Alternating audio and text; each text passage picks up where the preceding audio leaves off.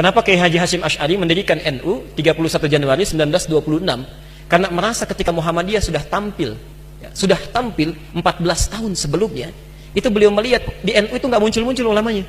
Asy'ari dengan pendiri Muhammadiyah, Muhammad Darwish, itu satu keluarga, satu saudara yang sama, bahkan ngajinya sama-sama, itu di Semarang, di Kiai Haji Soleh Darat. Ya.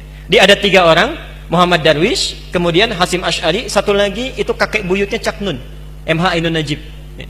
Cuma 2 ini yang menonjol, karena menonjol, bagus baca kitabnya, soleh orangnya, itu langsung diperintahkan pergi ke Mekah, diberikan kitab.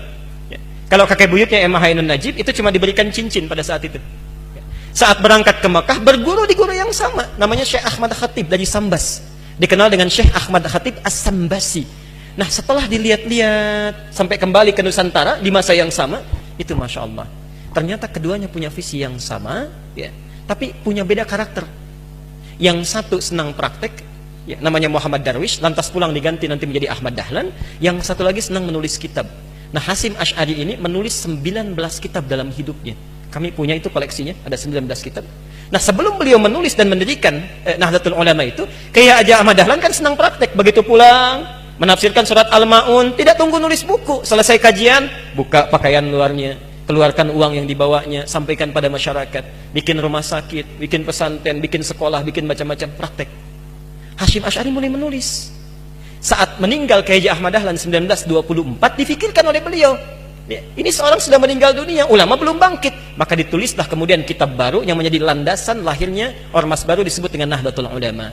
Yang ingin saya sampaikan, kedua-duanya ini ternyata satu garis nasab yang sama, bertemu di Maulana Ishaq. Jadi kalau kita urutkan, maaf, Muhammad Hasyim Al-Asy'ari bin Abdul Wahid, bukan Kang Wahid yang ini ya, itu ada Gunawannya, ini lain. Bin Abdul Wahid bin Abdul Halim. Abdul Halim itu nama aslinya Pangeran Benawa, dikenal dengan Sultan Hadiwijaya, nama lainnya Joko Tingkir. Bin Abdullah bin Abdul Fattah bin Abdurrahman. Abdurrahman ini anaknya Sunan Giri, bukan Giri yang ini tapi ya. Nah, Sunan Giri ini anaknya siapa? Anaknya Maulana Ishaq. Nah, di Maulana Ishaq inilah nyambung nasabnya, ya. Kiai Haji Ahmad Dahlan bin Kiai Haji Abu Bakar bin Kiai Haji Sulaiman bin Kiai Murtado bin Demang Jurang Juru Kapindo bin Demang Jurang Juru Sapisan bin Kiai Gerbek bin Maulana Ishaq. Siapa Maulana Ishaq ini? Maulana Ishaq ini adalah anaknya Ahmad Jumadil Kubra, ya, salah satu wali yang dari 9 yang datang dari Mesir, dari 9 wali itu. Ahmad Jumadil Kubra ini siapa? Ya, ini adalah salah satu wali yang punya 2 anak. Saya belum teruskan nasabnya. Anak pertamanya dibawa ke Nusantara, namanya Maulana Ishaq, melahirkan 2 ulama tadi. Anak keduanya lahir di Mesir, bernama Syarif Abdullah. Nah, nanti Syarif Abdullah inilah yang akan bertemu dengan salah satu anaknya Prabu Siliwangi, ya. Prabu Siliwangi Pamanah Rasa menikah dengan Nyai Subang Larang, punya 3 anak.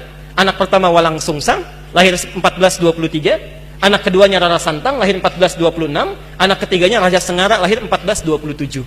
Nah, hajilah kemudian Walang Sungsang dan Rara Santang di Makkah bertemu dengan Syarif Abdullah. Walang Sungsang ganti nama jadi Abdullah Iman, Rara Santang ganti nama menjadi Syarifah Mudaim. Jatuh cinta Syarif Abdullah dengan Syarifah Mudaim, menikahlah, pulang ke Mesir, tinggal 20 tahun, melahirkan anak bernama Syarif Hidayatullah.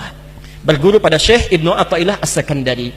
Pulang, nengok kakek buyutnya, bertemu dengan Prabu Siliwangi. Saat itu tinggalnya ada di Lingkaran Jati, maka dikenallah dengan saat itu dengan nama Sunan Gunung Jati.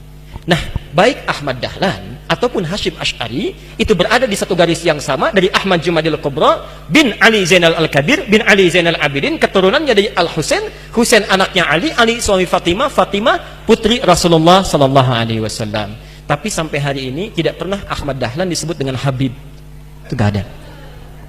Kayak Ahmad Dahlan. Yang penting sikapnya seperti Nabi, tuturnya seperti Nabi, pandangannya seperti Nabi. Kullu mri'in bima kasaba rahin, itu pilihan kita semua. Mudah-mudahan pertemuan hari ini kita menjadi baik seluruhnya.